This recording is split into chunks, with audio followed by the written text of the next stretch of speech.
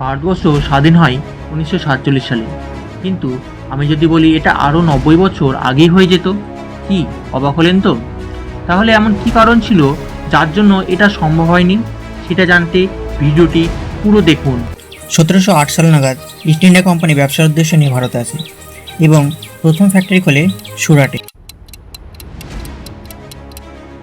1608 থেকে 1717-তে ফারুক সিয়াটের একটি ফরমান, যার ফলে বিনা শুল্কে গোটা ভারতে তাদের ব্যবসার সুযোগ হয়ে যায়।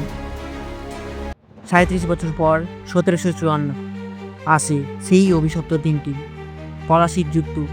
যেই পলাশির প্রান্ত একটা সময় পলাশ ফুলের লাল রঙে রাঙা হয়ে থাকত, সেই দিন কিরাজের সেনার রক্তে সেটি রাঙা হয়ে গিয়েছিল। সেদিন সিরাজের সাথে রবার্ট ক্লাইভের নেতৃত্বে কোম্পানির যুদ্ধ হয়েছিল। যদিও অনেকের মতে সেখানে কোনো যুদ্ধ হয়নি, এটি বিস্তারিত জানতে কমেন্ট করুন, সেটা নিয়েও ভিডিও বানাবো। এরপর থেকে আস্তে আস্তে গোটা ভারত কোম্পানি গ্রাস করতে থাকে। শোষণ এবং শাসনের বিরুদ্ধে বিভিন্ন লড়াই হয়ে এসেছিল। Battle of Buxar, Anglo Sikh war, Anglo Maratha war, আরও অনেক।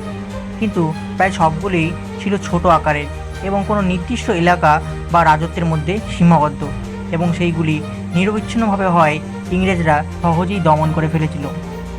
সময় এগিয়ে চলে, সাল আসে 1857। তখন ভারতের 1/3 বেশি দখল করে নিয়েছে ইংরেজরা। শোষণ, লুণ্ঠন আর অপমান ভারতীয়দের ধৈর্যের সীমা পার করে দিয়েছিল। হঠাৎ একদিন খবর ছড়ায় নতুন এনফিল্ড রাইফেলের কার্ট্রিজে গরু এবং শূকরের চর্বি ব্যবহার করা হচ্ছে।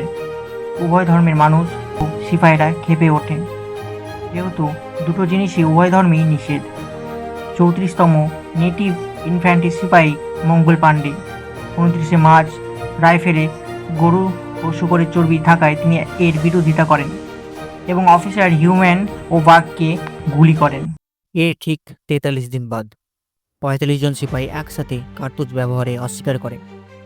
তাদের জেলে বন্দি করা হয়। পরবর্তীতে সিপাহীরা তাদের ছাড়িয়ে দিল্লি দখল করতে চায়। এটাই ছিল প্রথম বৃহৎ সংগঠিত বিদ্রোহ। এই বিদ্রোহ আস্তে আস্তে দেশের বিভিন্ন এলাকায় ছড়িয়ে পড়ে। এই বিদ্রোহে বিভিন্ন স্থানে বিভিন্ন নেতা যোগ দেয়। ঝাঁসি রানী লক্ষ্মীবাই, বাহাদুর শাহ জাফর, তাতিয়া তোপি, নানা সাহেব, আরও অনেকে। প্রথমবার হিন্দু মুসলিম এক হয়ে ব্রিটিশদের বিরুদ্ধে অস্ত্র তুলে নেয়। তাহলে প্রশ্ন হলো, এত বড় আকারের আন্দোলন হওয়ার পরেও কেন দেশ স্বাধীন হলো না? তাহলে কারণগুলো জেনে নেওয়া যাক। আমি এখানে 3টি কারণ রেখেছি। 1. সীমিত ভৌগোলিক পরিধি। বিদ্রোহটি মূলত উত্তর ভারতে কেন্দ্রীভূত হয়েছিল, দক্ষিণ ভারতে এর প্রভাব সীমিত ছিল। 2. সমর্থনের অভাব। কিছু শাসক এবং শিক্ষিত অভিজাত সহ অনেক গোষ্ঠী বিদ্রোহকে সমর্থন করেনি।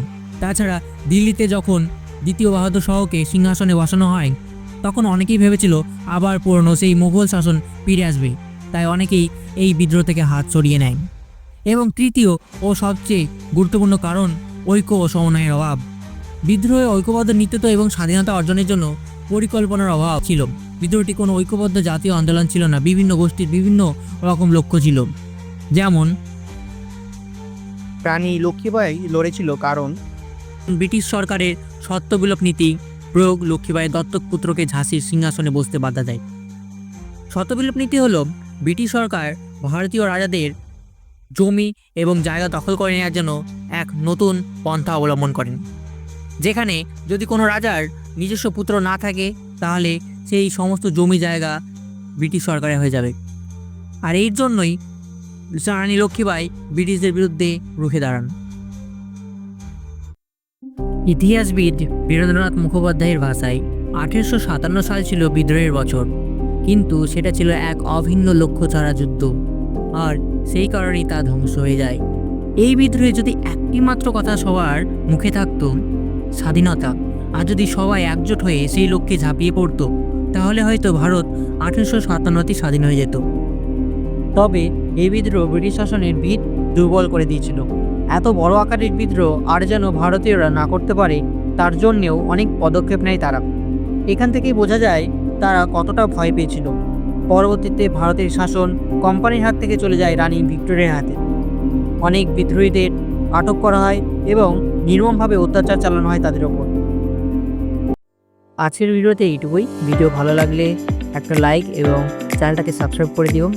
আর তোমার কি মনে হয় 1857-তে দেশ যদি স্বাধীন হয়ে যেত আজকের ভারত কেমন হতো অবশ্যই কমেন্ট করে জানিও। বাই।